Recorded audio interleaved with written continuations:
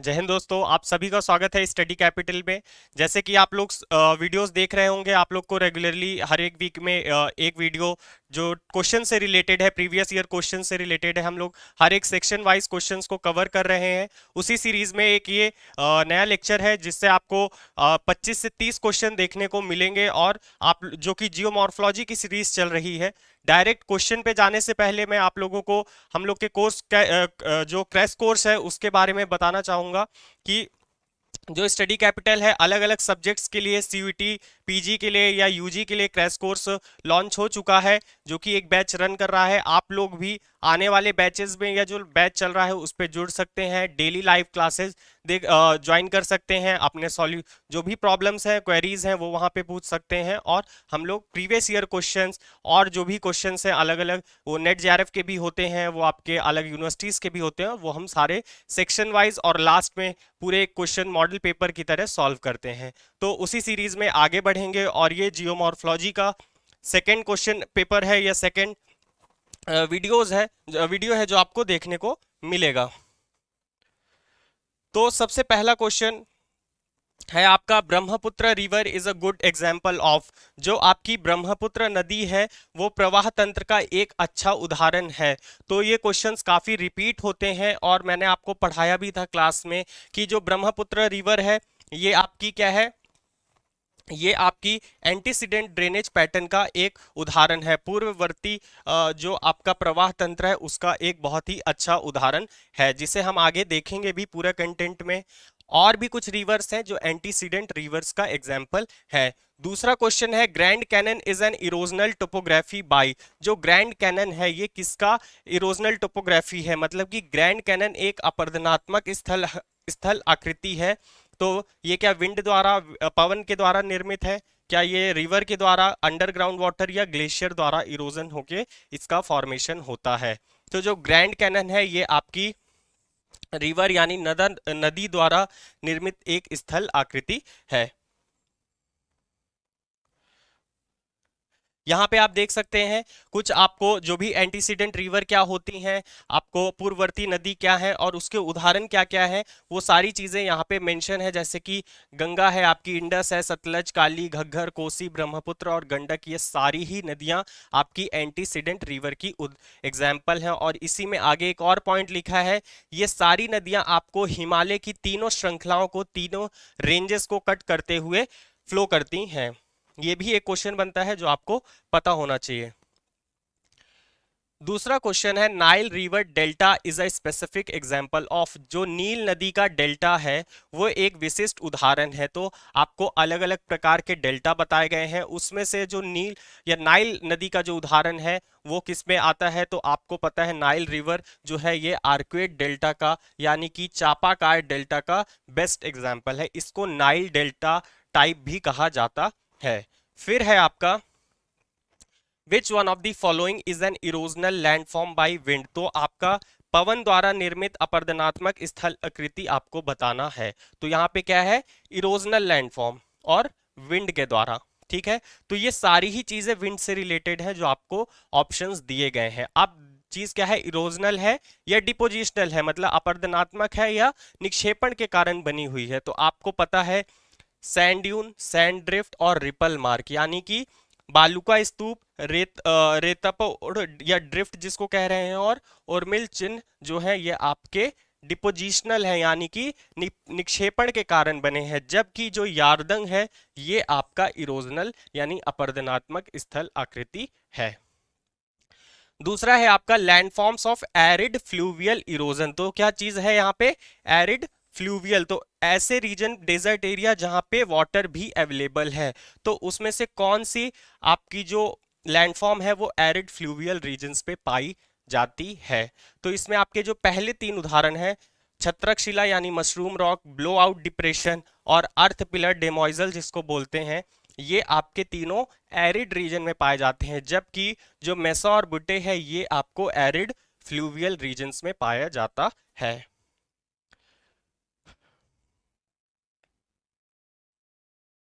यहाँ पे आप देख सकते हैं ये सारे दिए हैं डेल्टा आपको, जो पहले क्वेश्चन था कि आर्क्वेट डेल्टा में कौन कौन सी नदियां हैं या कौन सी नदियां कौन सा डेल्टा बनाती हैं, ये एक आपको टेबल दी गई है। ये देख सकते हैं आप इमेजेस में, नाइल रिवर का आपका डेल्टा है, जो आप देख सकते हैं एक चापा आकार आर्कुएट धनुष के आकार का एक आपका डेल्टा बनता है। छठवां क्वेश्चन क्या कह रहा है आपका, डिपोजिशनल कास्ट टोपोग्राफी इज, इनमें से कौन सा डिपोजिशनल कास्ट टोपोग्राफी है, निक्षेपात्मक कास्ट स्थलाकृति। तो आपका जो लैपीज है, पोल्जे है और उवाला है, ये तीनों आपके क्या है, इरोजनल है, अपरदनात्मक स्थल आकृति है। जबकि जो आपका केव पिलर है, ये क्या है, जो आपका कंदरा स्तंभ है, ये डिपोजिशनल लैंडफॉर्म में आता है। तो सही आंसर होगा fourth. Seven question, nunatak is a landform created by, जो नूनाटेक है वो किसके द्वारा निर्मित है। तो नूनाटेक आपका जो है ये कहाँ पाया जाता है, ये आपका ग्लेशियर यानी हिमानी क्षेत्र में पाया जाने वाली एक भू आकृति है, जिसे हम देखेंगे। ठीक है, यहाँ पे आप देख सकते हैं सारे डिपोजिशनल लैंडफॉर्म्स दिए गए हैं आपके कास्ट टोपोग्राफी में। ठीक, तो यही आपको क्वेश्चन पूछा गया था, जो आप यहाँ से देख सकते हैं। नेक्स्ट क्या है आपका, ये नूनाटेक है, जो आप डेफिनेशन भी दी गई है, जो भी आपको आइलैंड्स के जैसे कुछ माउंट्स या कुछ रिजेस जो टीले या जो आपको दिखते हैं हिमानी क्षेत्र में, उन्हें ही नूनाटेक कहा जाता है। नेक्स्ट क्वेश्चन है, residual hill in desert region is known as, मरुस्थलीय क्षेत्र में अवशिष्ट पहाड़ी को क्या कहा जाता है। तो इसे क्या कहते हैं, ये आपके अपर्दन चक्र साइकिल ऑफ इरोजन से है, और इसे कहा जाता है आपका इंसलबर्ग यानी कि ऑप्शन नंबर सेकंड। नेक्स्ट है, which of the following represent a process of chemical weathering, इनमें से कौन से ऑप्शन है जो आपको रासायनिक अपक्षय को दर्शाते हैं। तो आपका रासायनिक अपक्षय क्या है, हाइड्रेशन जो है वो आपका केमिकल प्रोसेस, केमिकल वेदरिंग को दिखाता है, यानी कि आपका ऑप्शन नंबर थर्ड जो कि है जल योजन। बाकी के जो तीन है वो आपके भौतिक यानी या फिर यांत्रिक जो आपका अपर्दन है उसको दर्शाते हैं। ठीक, नेक्स्ट क्वेश्चन है, cavern is a characteristics of, अगर आप पहले ध्यान दिए होंगे जो मैंने डिपोजिशनल बताया, तो वहां पे आपको शायद मिला होगा, मे बी या आगे मिलेगा। कैवर्न क्या है, कंदरा विशिष्टता है। तो कंदरा स्थलाकृति किस पे बनती है आपकी, जो कैवर्न है ये आपकी कास्ट टोपोग्राफी में ऑप्शन नंबर थर्ड में बनती है, यानी थर्ड ऑप्शन सही है। नेक्स्ट क्या है आपका, finger lakes are commonly found by the action of, finger lakes जो है वो आपकी कहाँ बनती हैं, किस रीजन्स में बनती हैं। क्या ये नदियों द्वारा निर्मित है, वायु द्वारा, हिमानी क्षेत्र में, या फिर पवन द्वारा निर्मित है। तो ये आपकी क्या है, जो फिंगर लेक्स है ये कहाँ पे बनती हैं, ग्लेशियर में। ठीक, आपने टार्न लेक पढ़ी होगी, वही आपकी यहाँ फिंगर लेक है जिसे हम समझेंगे। यहाँ पे आप देख सकते हैं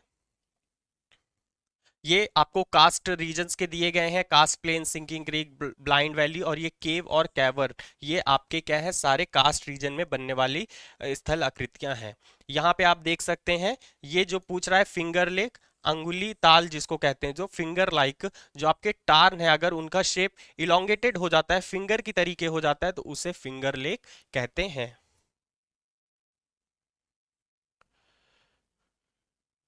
ठीक है, नेक्स्ट क्या है, नेचुरल लेवीज की बात करें, अगर जो आपके प्राकृतिक तटबंध है ये किसका परिणाम है। तो आप सबको पता है प्राकृतिक तट जो तटबंध है ये आपके रिवर्स के द्वारा, नदियों के द्वारा निर्मित आपकी स्थलाकृति है, और ये डिपोजिशनल लैंडफॉर्म है, निक्षेपण के कारण इनकी ये स्थलाकृति का निर्माण होता है।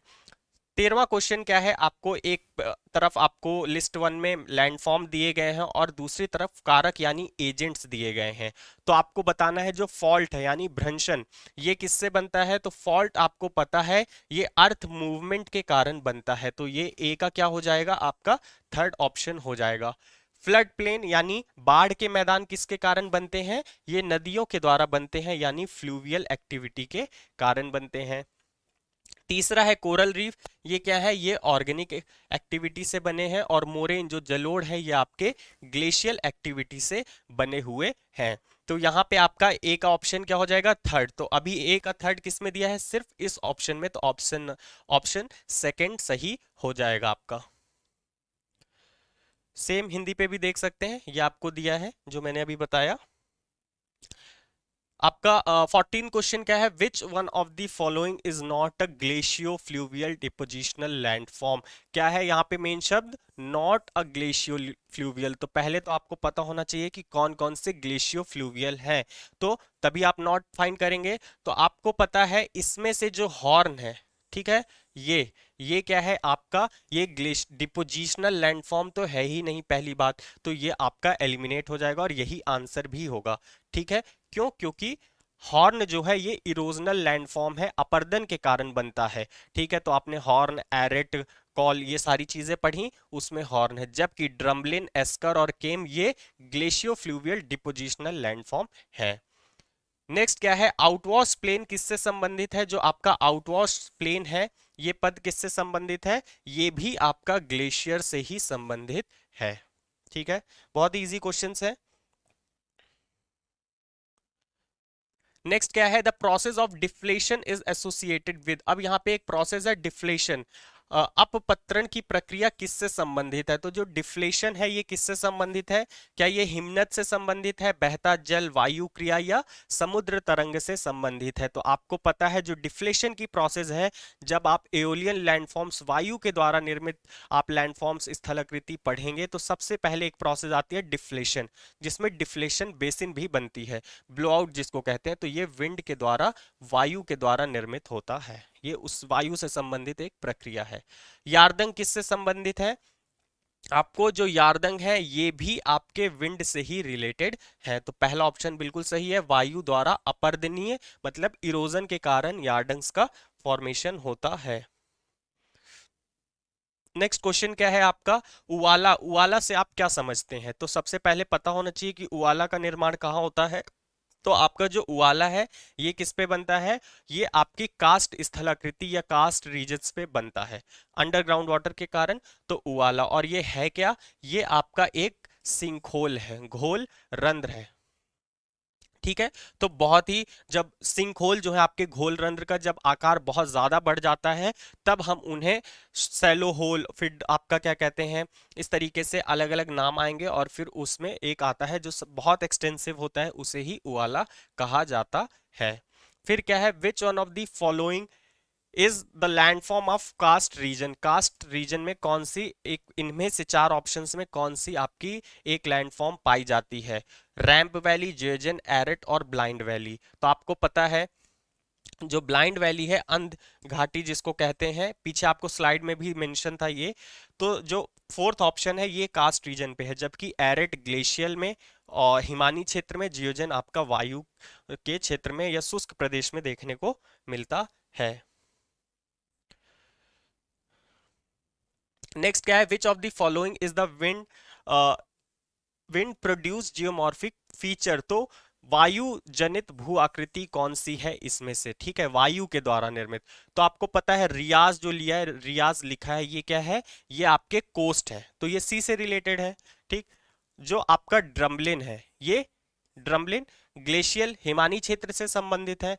सिंकहोल, घोलरंध्र अभी हमने देखा ये कास्ट स्थलाकृति से संबंधित है। तो बचा कौन, हमाडा, ये क्या है, ये आपका विंड से रिलेटेड फीचर है। नेक्स्ट क्या है, quartzite is formed by the metamorphic of which of the following. तो क्वार्टजाइट जो बनता है, जो कि एक मेटामॉर्फिक रॉक है, मेटामॉर्फिक जो रूपांतरित या कायांतरित चट्टान है, वो उसका निर्माण किससे होता है। तो आप सबको पता है जो आपका क्वार्टजाइट है ये किससे बनता है, ये सैंडस्टोन से बनता है, जबकि मार्बल खुद एक मेटामॉर्फिक रॉक है, जो कि लाइमस्टोन, चूना पत्थर से, संगमरमर का निर्माण होता है। ग्रेनाइट से नीज बनता है आपका, सबको पता ही है।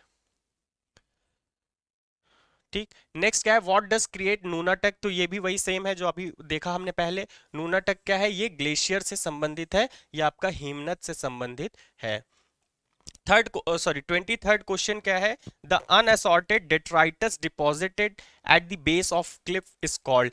एक कगार के आधार पर निक्षेपित अवर्गित अपरदत अपरद को क्या कहा जाता है। तो आपका जो भी अनअसॉर्टेड, जो भी डेब्रिस है, जो क्लिफ के बेस पे जमा होता है, उसके फुटहिल पे जमा होता है, उसे हम क्या कहते हैं, उसे हम कहते हैं कोलोवियम, यानी कि ऑप्शन सेकंड। अब ये क्या होता है आप यहाँ पे देख सकते हैं,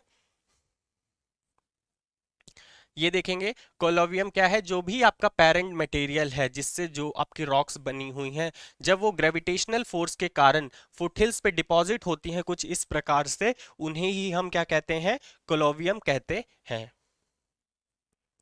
ठीक, नेक्स्ट क्वेश्चन क्या है, the linear crust line of an inclined rock stratum is called, एक झुके शैल परत की रैखिक शिखर रेखा को क्या कहा जाता है, तो इसे क्या कहते हैं, इसको कहते हैं स्ट्राइक और डिप, जो मैंने बहुत एक्सप्लेन भी किया था। अनुदैर्ध्य जो है आपका, वो आपका क्या है, लीनियर क्रस्ट लाइन है। The widest Continental shelf is found in, ठीक है, तो वैसे ये ओशनोग्राफी का है, इसमें आ गया है, सॉरी फॉर दैट। तो ये क्या है आपका, बता देता हूं यहीं पे, कंटिनेंटल शेल्फ, जो महाद्वीपीय शेल्फ या महाद्वीपीय मग्नतट की बात करें, तो सबसे ज्यादा जो अधिक चौड़ा महाद्वीपीय मग्नतट पाया जाता है, वो आपको कहाँ पाया जाता है, वो आपको आर्कटिक महासागर में साइबेरिया के रीजन पे पाया जाता है। तो this question is related with oceanography, but कोई नहीं। यहाँ पे आप देख सकते हैं डिप और स्ट्राइक। डिप क्या है, जिसे आप बोलते हैं नमन, और स्ट्राइक क्या क्या है आपका, जो अनुदैर्ध्य। तो नमन की दिशा की समतल रेखा से समकोण बनाने वाली दिशा को ही अनुदैर्ध्य कहा जाता है, आप इसे रीड कर सकते हैं। नेक्स्ट क्या है, ऑब्सिक्वेंट स्ट्रीम्स जनरली फ्लो, जो आपकी प्रत्यनुवर्तीय धाराएं हैं ये सामान्यतः बहती हैं, तो किस दिशा में बहती हैं, ये आपकी बहती हैं opposite to the consequent stream. ऑप मतलब अपोजिट, ठीक, तो आपकी जो अनुवर्तीय धारा के विपरीत बहती हैं उन्हीं को ही प्रत्यनुवर्ती कहा जाता है। तो चार तरीके की आपकी ऑब्सिक्वेंट, रीसिक्वेंट, कंसिक्वेंट और सबसिक्वेंट, ये सारी चीजें बताई गई, उसी से ये संबंधित है। Next, what is conglomerate, conglomerate क्या होता है, ये आपका एक सेडिमेंट्री अवसादी चट्टान है, ठीक है, ऑप्शन सेकंड। यहाँ पे आप देख सकते हैं इस टेबल पे, ठीक है, यहाँ पे दिया है ये आपका कॉन्ग्लोमरेट, और ये सेडिमेंट्री रॉक का ही क्लासिफिकेशन है। कभी कभी पूछा जाता है ये किस तरीके से फॉर्म हुआ है, क्या ये मैकेनिकली फॉर्म्ड है, केमिकली फॉर्म्ड है, तो आपको ये याद रखने हैं कि ये पांच जो है मैकेनिकली फॉर्म है, जिसमें कॉन्ग्लोमरेट भी आता है। ठीक, नेक्स्ट क्वेश्चन है, cattle and knob topography is associated with, cattle एवं नॉब जो स्थल आकृति है वो किससे संबंधित है, तो आपको पता है जो कैटल है या जो नॉब है ये किससे संबंधित है, ये आपके ग्लेशियल एनवायरमेंट, हिमानी पर्यावरण से संबंधित स्थल आकृति है।